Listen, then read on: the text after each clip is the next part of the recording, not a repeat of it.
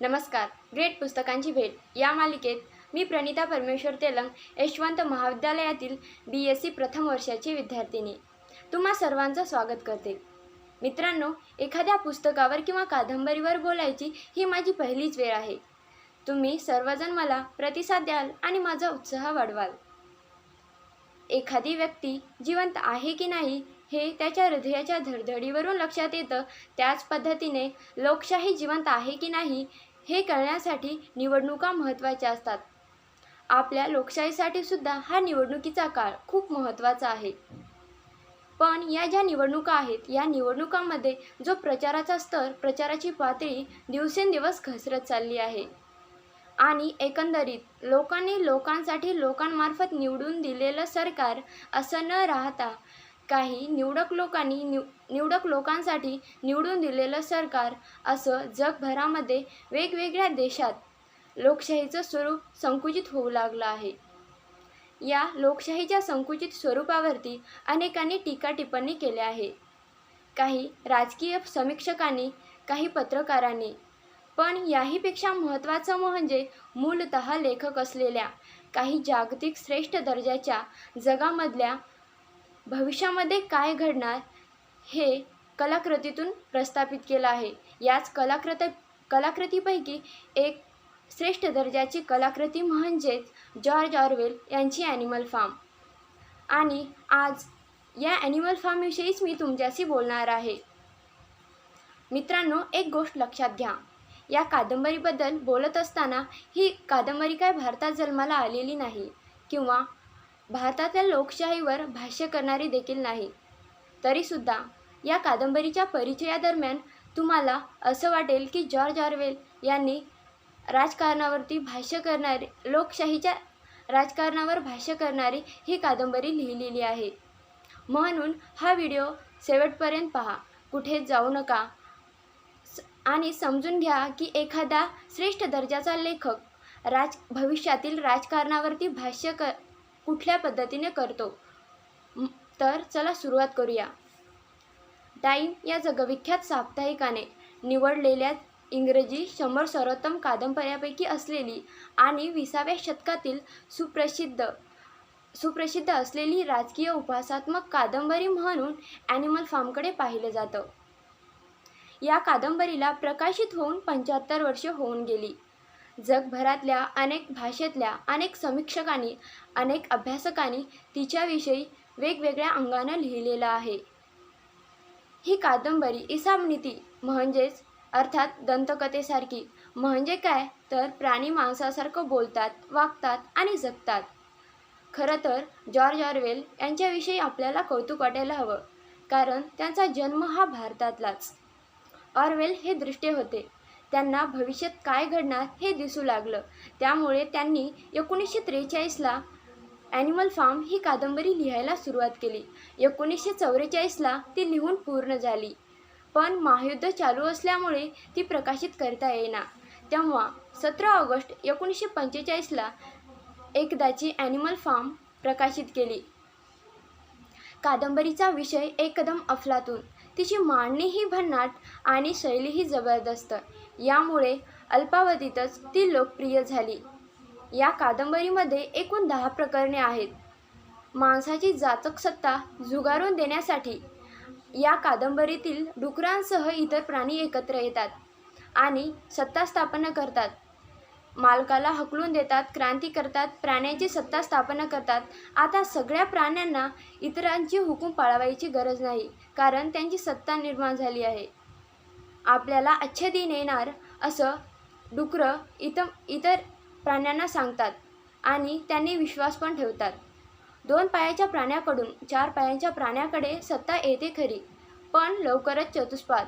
All animals are equal but some animals are more equal than others हे सत्तासूत्र प्रस्थापित करून इतर प्राण्यावर जुलूम करायला लागतात.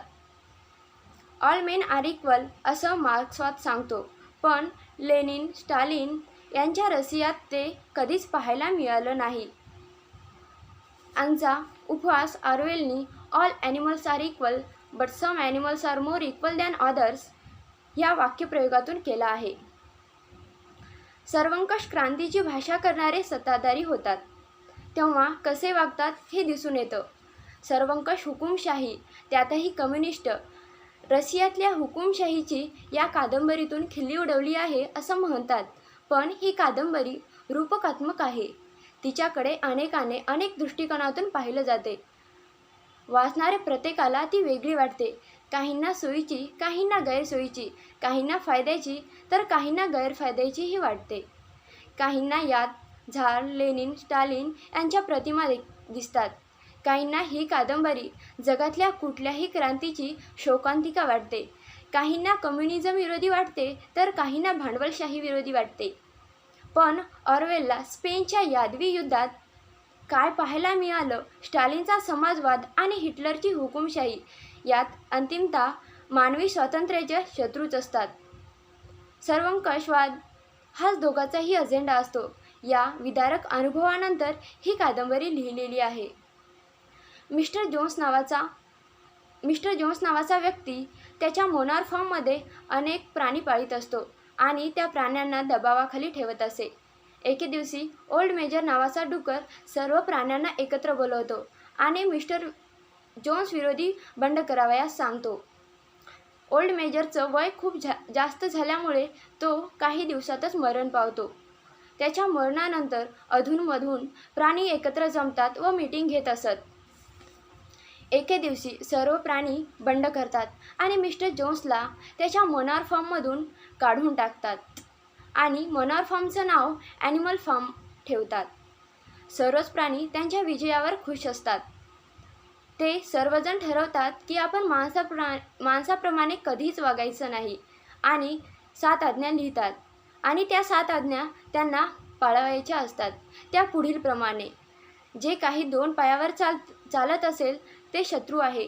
जे काही 4 पायावर चालत असेल किंवा त्यांना पंख असतील ते मित्र आहे.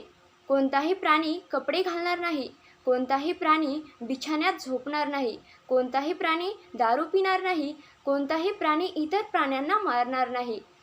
सर्व प्राणी समान आहेत. डुकरांना बऱ्यापैकी आधीच वाचता लिहायला येत होतं. त्यानंतर सर्व प्राण्यांना लिहायला वाचायला शिकवलं. पण काही मूर्ख प्राणी शिकलेच नाहीत. त्यांनी या 7 आज्ञापैकी एकच आज्ञा पाठ केली, ती म्हणजे 4 पाय चांगले 2 पाय वाईट. सर्व प्राणी काम करून घाम गळत असे. यात बॉक्सर आणि क्लोवर मात्र खूपच काम करत. पण सफरचंद आणि दूध मात्र डुकरं खात असत. त्यांचं म्हणणं आम्हाला बौद्धिक काम जास्त लागतं. काही दिवसांनी मिस्टर जोन्स त्याच्या साथीदाराला घेऊन फार्मवर आक्रमण करतो. यात विजय मात्र प्राण्यांचाच होतो. सर्व प्राण्यांमध्ये ताकद येते कारण त्यांनी मिस्टर जोन्सला हरवलं होतं. काही दिवसातच स्नोबॉल आणि नेपोलियन यांच्यामध्ये मतमतांतरे व्हायला लागतात. स्नोबॉलचा पवनचक्कीचा आयडिया नेपोलियनला मान्य नसतो. त्यामुळे नेपोलियन स्नोबॉलविरोधी कट्ट रचतो व त्याला हकलून देतो. यात नेपोलियनने पाळलेले कुत्र्यांची खूप मदत होते. यानंतर स्नोबॉलचा आयडिया नेपोलियन वापरून सर्व प्राण्यांना पवनचक्की उभारण्यासाठी प्रोत्साहित करतो. नेपोलियनने कितीही वाईट काम केलं तरी ते स्क्विलर इतर प्राण्यांना कसं चांगलं आहे हे समजून सांगत असे. पवनचक्कीमुळे या उन्हाळ्यात सर्व प्राण्यांना जास्तच काम लागले. त्यात बॉक्सर खूपच काम करीत असे. तो नेहमी म्हणत असे, मी जास्त काम करीन आणि त्याच्याबरोबर नेपोलियन असत. हळूहळू त्या दिलेल्या 7 आज्ञा डुकरं मोडू लागली.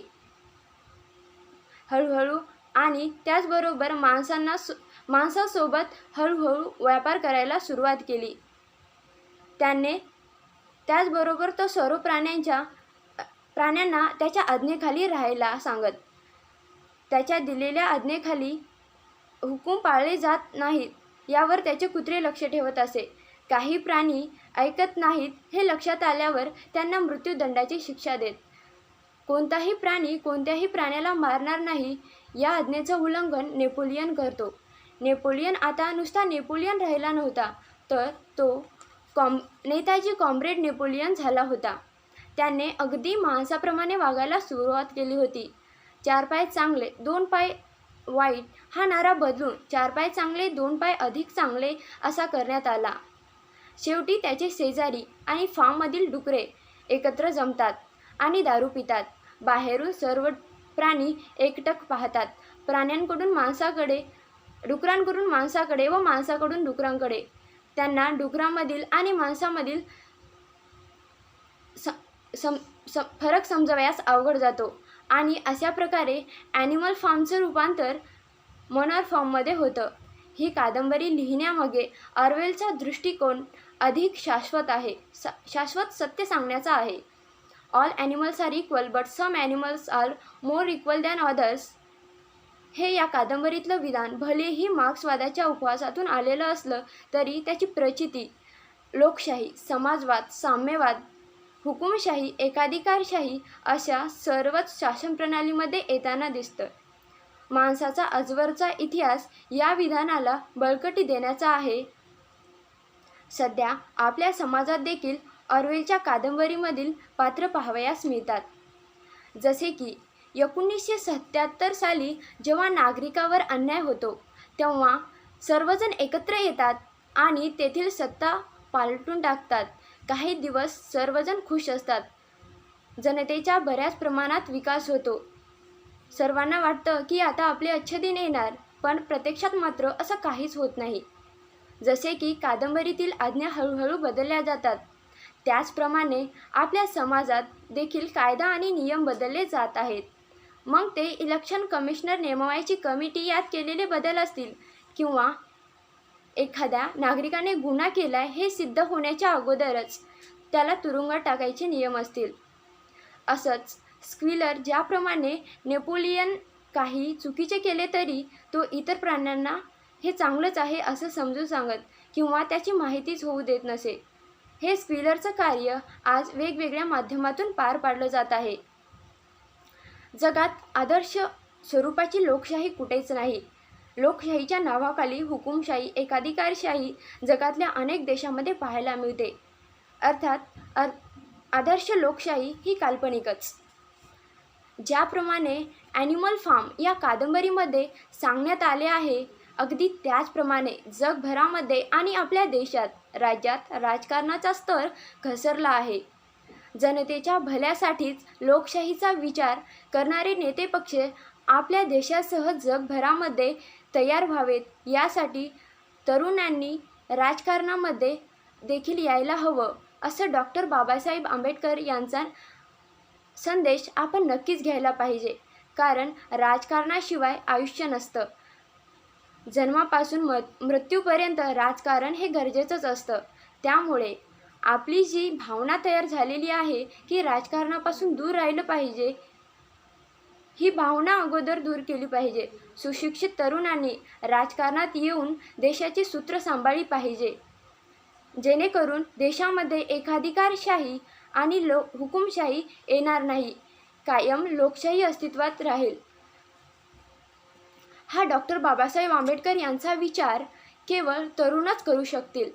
पण आत्ताची आपली तरुण पिढी लोकशाही समाजाची निर्मिती करण्यात न गुंतता ॲनिमलकडून ॲनिमल किंगडमच्या दिशेने निघाली आहे. मी काय म्हणते ते लक्षात येते का?